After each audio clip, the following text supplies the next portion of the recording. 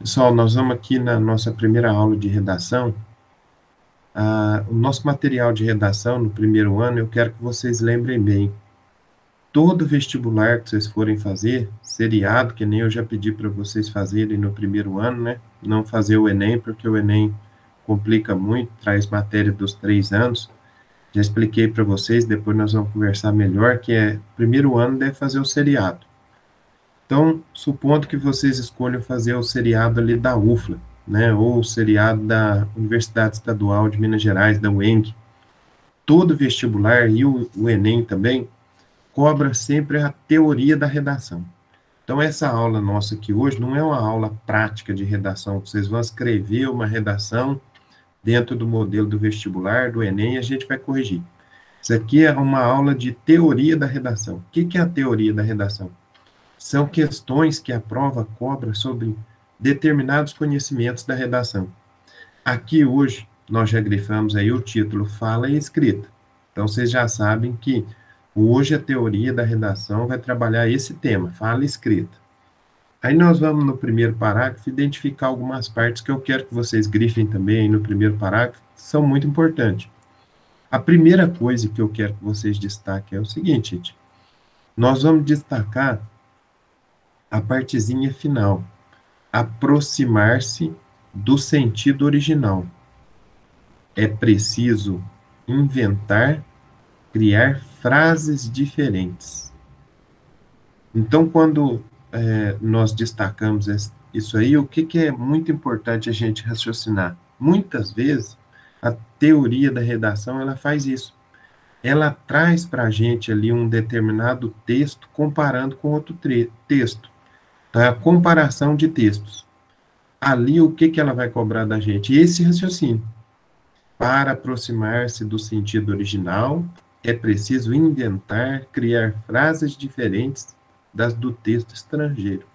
Então, normalmente, ela faz isso com determinadas propagandas. Então, pega uma propaganda da Nike com uma frase, e aí faz a tradução da frase ali, e pede para vocês identificarem qual o sentido daquilo ali. Tá joia? Muito bem, destacaram certinho. Agora vamos para o segundo parágrafo aí, pessoal. Bom, no segundo parágrafo, o que eu quero que vocês raciocinem comigo aí? Primeira frase, vamos destacar. Esse mesmo desafio é vivido quando tentamos colocar no papel um diálogo ou uma fala que nos parecem marcantes. Então, aqui vocês têm que tomar cuidado, hein? A comparação aqui vai ser entre o texto oral e o texto escrito. Normalmente, seja o Enem, seja o vestibular, eles vão colocar lá um trecho que as pessoas estavam conversando, um diálogo, e aí coloca também um trecho escrito, para comparar. Destaca aí na sequência mais um pedacinho, por favor, que é importante, que diz o quê? Nem tudo que funciona oralmente fica bem por escrito. Então, está comparando ali, né, a fala e a escrita. Normalmente, a fala, o diálogo, até parece fácil de entender. A pessoa que está participando do diálogo ali fica fácil de entender. Quando coloca na escrita, tem uma diferença muito grande. Então, a diferença de pontuação, de entonação, isso tudo vai sendo cobrado ali conforme a gente tem que analisar, tá joia? Aí é importante que vocês ainda, dentro desse parágrafo aí, gente, destaque mais uma linhazinha comigo aí na frente, que diz assim, ao redigir, é preciso tornar o texto falado algo interessante de ser lido. Isso é muito cobrado, que são os chamados recursos de linguagem. Então, quando a pessoa está rindo, né, o Enem já cobrou, e depois a gente vai conversar um pouco mais, quando a gente estiver resolvendo questões, é o seguinte, as redes sociais. Nas redes sociais, hoje em dia, a gente consegue utilizar várias imagens que demonstram muita coisa da fala, não é? Às vezes, a entonação, então usa letras maiúsculas, às vezes, a risada, que nós colocamos lá várias formas de representação da risada, tudo isso a gente tem que ficar de olho lá na hora de interpretar o texto que vai aparecer para a gente na questão, seja do Enem ou do vestibular. Agora vamos aí para o terceiro parágrafo da nossa matéria, gente. Também destacando aí no terceiro parágrafo da matéria. Primeira linha importantíssima, que vocês destaquem comigo aí. Isso acontece porque usar um idioma oralmente é muito diferente de usá-lo por escrito. A primeira coisa que a gente destaca é essa frase. A fala, ela é completamente diferente da escrita. Existem recursos na fala, como eu acabei de falar, né, que é a entonação, que é o uso da voz, que é, por exemplo, a maneira de cada região do país, porque o nosso país é um país geograficamente continental.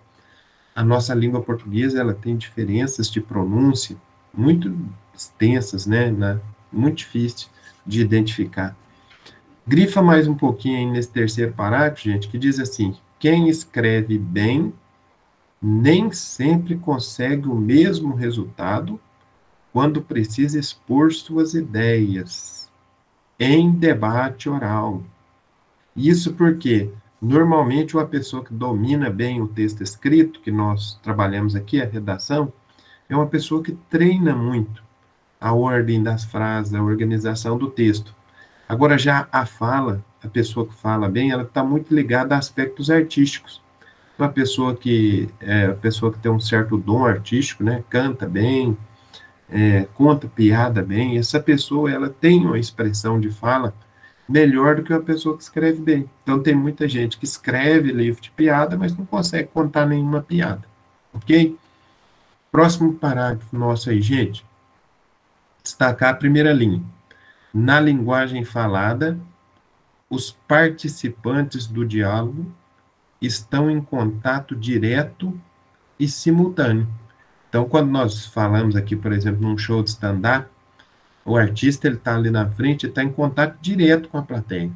Então, quando ele conta uma determinada piada, né, ou ele faz uma determinada brincadeira, ele sabe exatamente, na face dos seus espectadores, se eles estão achando interessante ou não aquele show, certo? Então, essa é uma vantagem da linguagem falada. A linguagem falada, ela, por representar um contato direto, imediato, a gente sabe exatamente como o público está reagindo.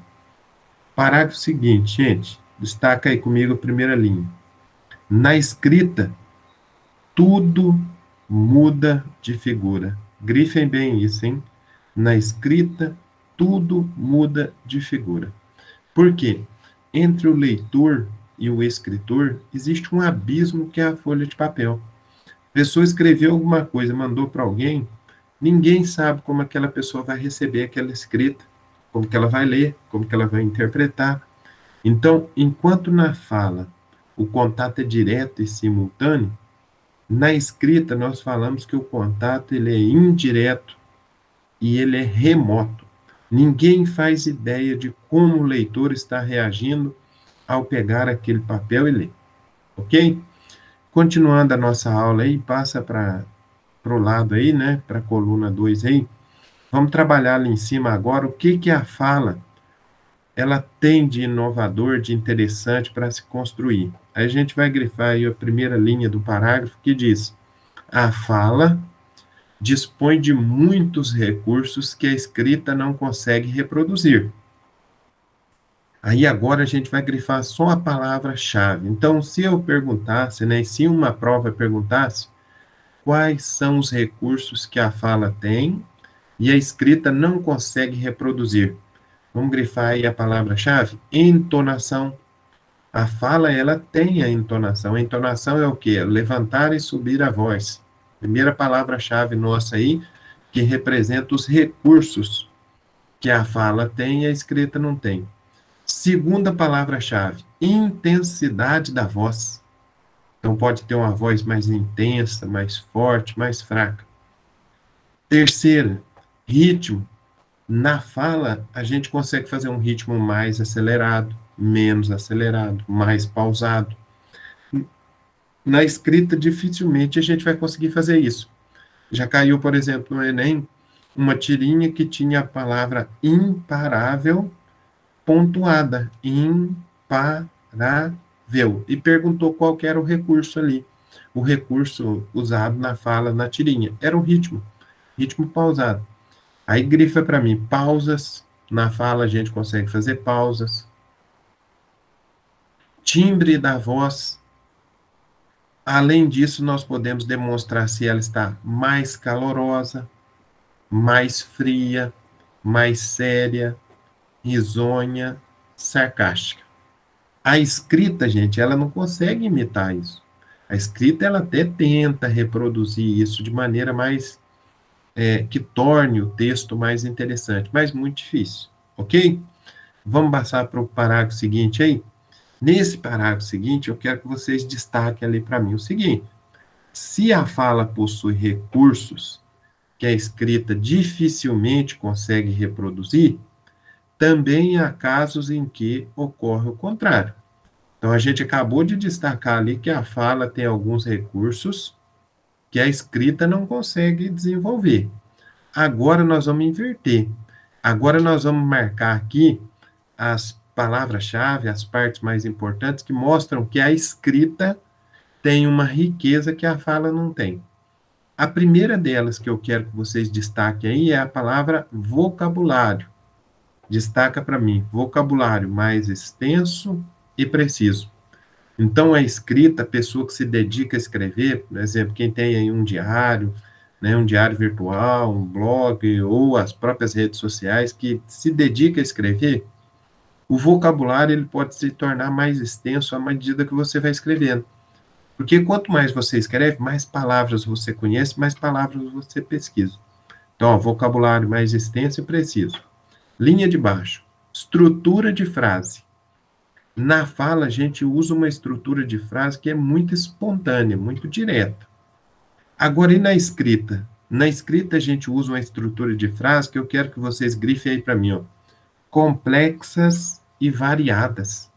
Então, quando compara a fala com a escrita nós temos frases complexas e variadas. E, além disso, grifa na frente, relações lógicas mais explícitas. Então, quando nós estamos trabalhando o texto, nós observamos isso. No texto, nós temos uma produção de frases mais complexas, mais variadas. Ok, pessoal? Grifa aí na linha de baixo para mim o seguinte: fluxo das palavras. No texto, eu posso controlar o fluxo das palavras. Ou seja, eu posso usar palavras mais cultas numa frase, palavras mais simples em outra frase. Eu posso ir mesclando isso. Então, isso que é o fluxo das palavras. Veja que quando a gente está lendo aqui na sala de aula, né, mesmo aqui na web sala, quando eu peço para vocês uma participação de leitura, alguns participam, e a gente pega uma sequência de palavras muito difíceis, isso é muito cansativo. Então, normalmente, um escritor, quando ele escreve um livro, né, e ele quer que aquele livro alcance um grande público, o que ele faz? Ele faz um fluxo de palavras centrado em palavras mais simples. Ok? Destaca aí a última palavra desse parágrafo aí para mim, repetições.